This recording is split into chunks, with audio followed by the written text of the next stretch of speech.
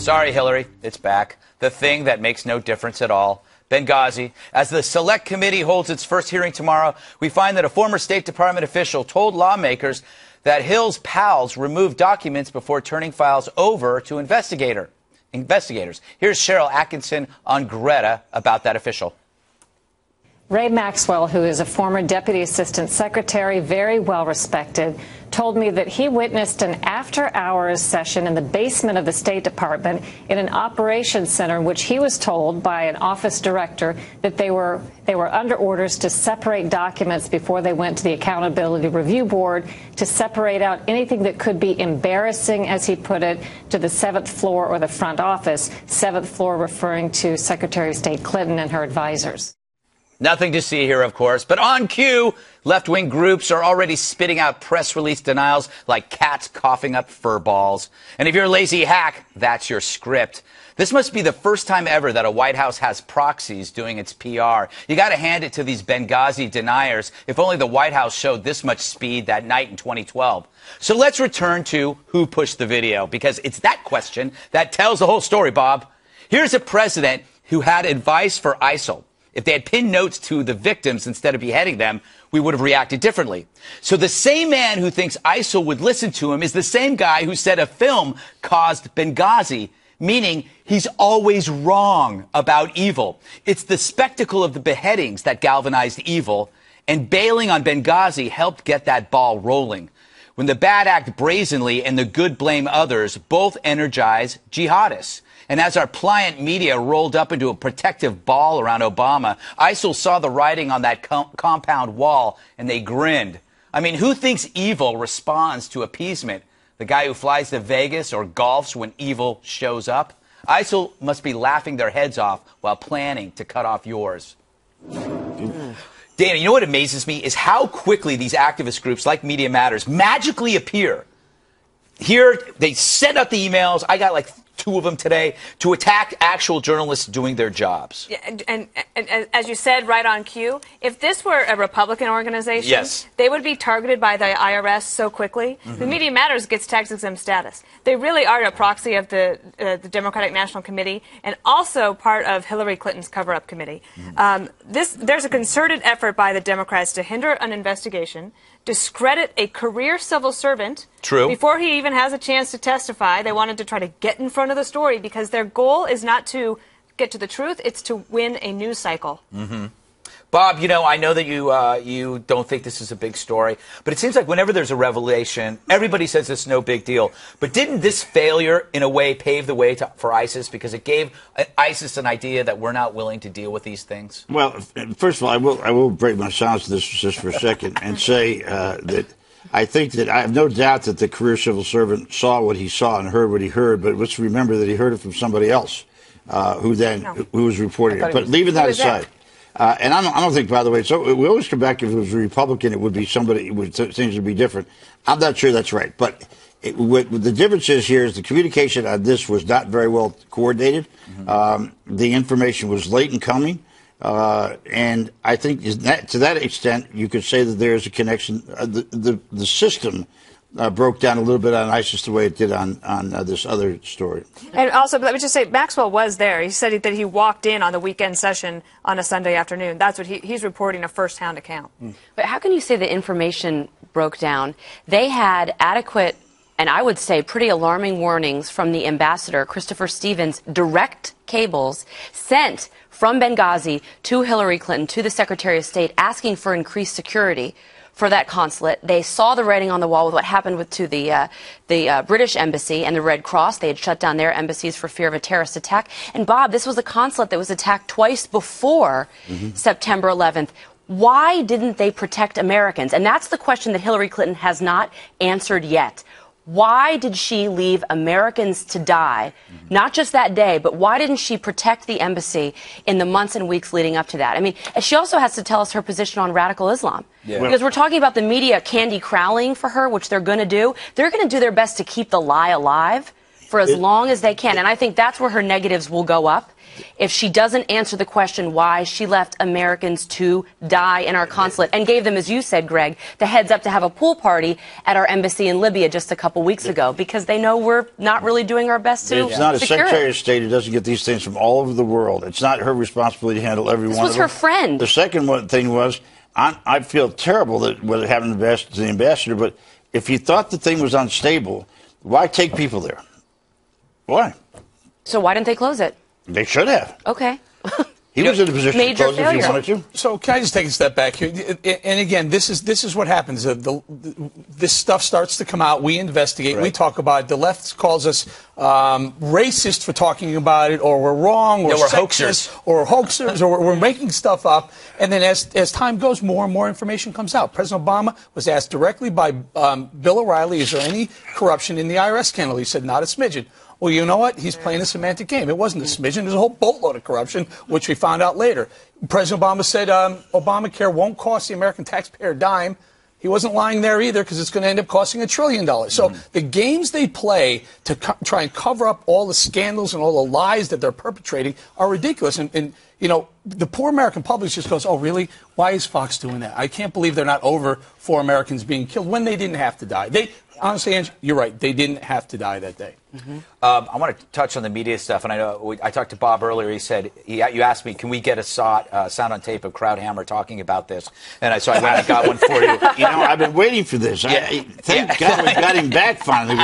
We've got some gravitas here. It took a while. Jay, this is actually Krauthammer and Hayes discussing the media coverage on Special Report.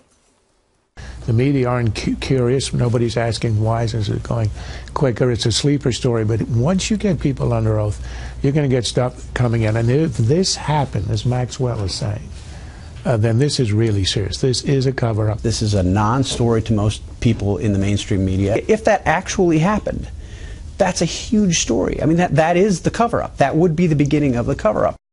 I think the real scam here, and it's always been, is the media sweeping the failure in leadership and management to ensure Obama's election. Wasn't that what it's about? It was always about that debate and making sure he didn't get smeared by this.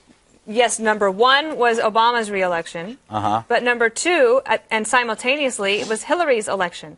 And interestingly, the media doesn't care about who pushed the video lie. They don't care about answering these other questions that we've brought up. So I don't understand why her people went forward, according to an eyewitness, a career civil servant who lost his job, to protect Hillary Clinton because they were allegedly, and we'll hear the testimony about it soon this week, whitewashing the documents, whitewater washing the documents. Nice. I mean, do you see a pattern here? Career civil servants have paid a price to protect Hillary Clinton's political future over and over again. Who and got the media fired? doesn't Who got care. fired? This guy Maxwell, the witness. Did Maxwell not say on our lead in here that he said he heard this from the guy who was in charge Now, I'm reading it right here that he walked into the weekend session on a Sunday afternoon after hearing about it.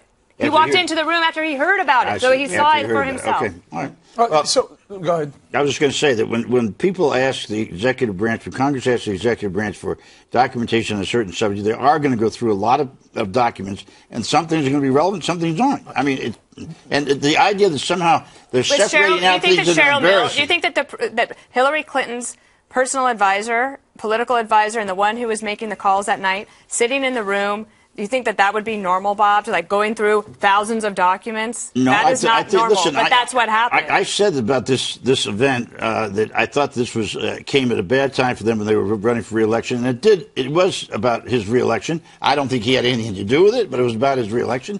And so, I mean, the way that the thing was played out. He had nothing to do with it, but isn't that the problem? I mean, well, no, but I mean, political advisors do that all the time on behalf of candidates. But he was so was incompetent to deal with the security issue at the embassy. Who was incompetent? The president and the Secretary of State. The president of the United States does not deal with security in embassies. Oh, okay, so hands off. No, it's not that is U.S. territory, by the way, the embassy, and it had been attacked twice before. So we're to assume that when U.S. soil is attacked overseas, the president doesn't get a heads up on that? Of course he does. But we know that he did. Yes, we do. And we know that he made a phone call to Hillary Clinton and Leon Panetta, but no follow-up calls, which I think is a little odd. If you know that U.S. soil is being attacked and Americans are in jeopardy by radical Islamic jihadists, not out for a walk, as Hillary Clinton said, don't you follow up to see how it ended, how it turned out. No, he did not do that. And, you know, it does make a difference. Because if they're trying to scrub these documents, then it does make a difference. If it didn't, you'd leave the documents and you'd let the truth play out, but they haven't done that. This is going to cause a disturbance here at this table, I know. But let me make a point.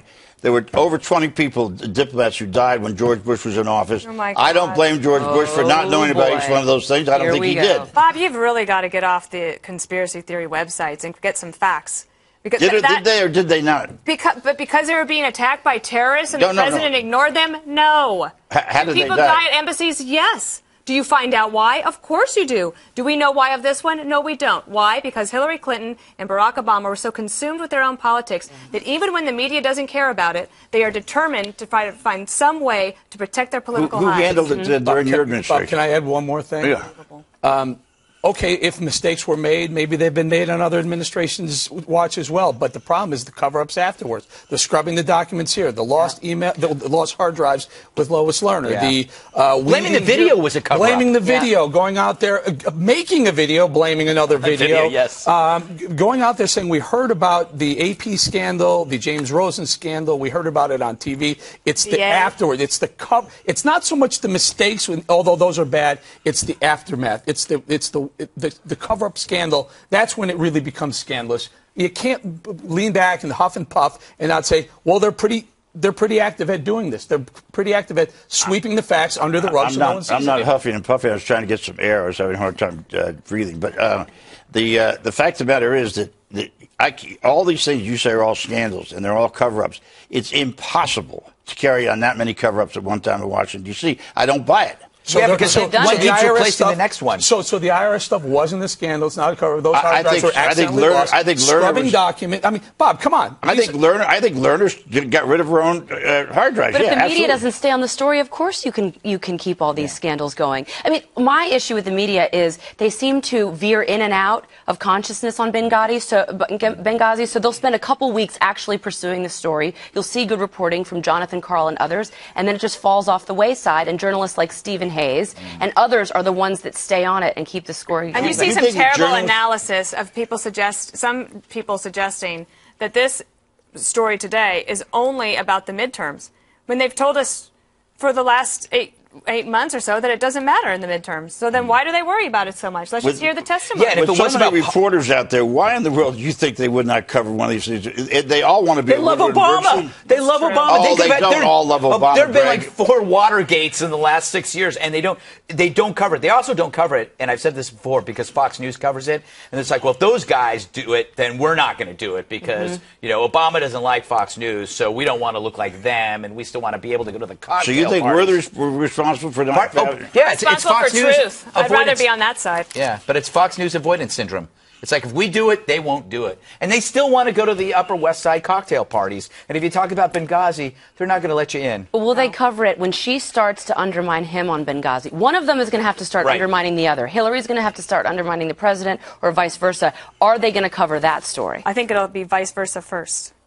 You think it'll be or after the president undermining her? I don't know. Those Clintons, I think they've already started. All right.